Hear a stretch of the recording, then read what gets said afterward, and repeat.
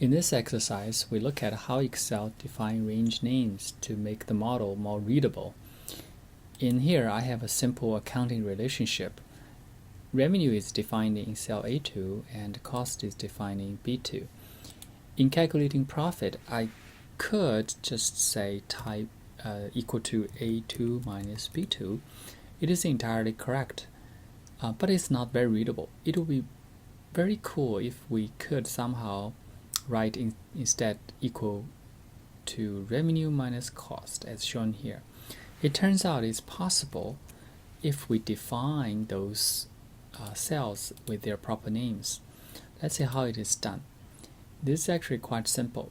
If I, for example, click on A2 and I go to this formula bar here, as shown in this hint, I could actually enter the name right there. So click on that, I would enter revenue and enter. That's it. Now this cell is being defined.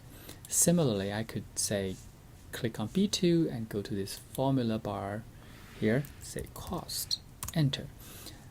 Now let's see what happens. I could say in C2 this cell equal to revenue. Well, without I didn't even finish it. It hints do you want type revenue, of course.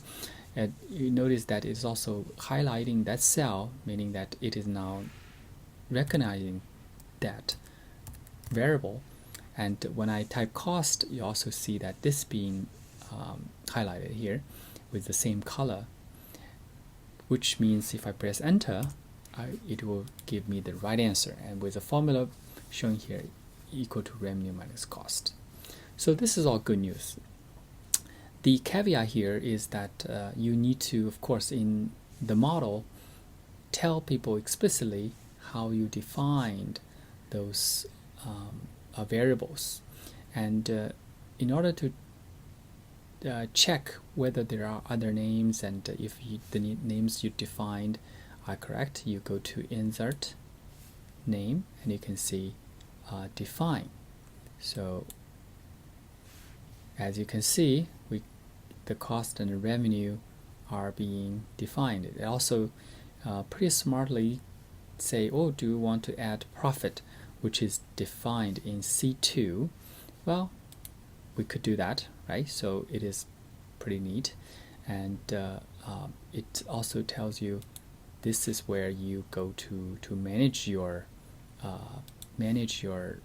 names should you decide to say delete or edit some of them.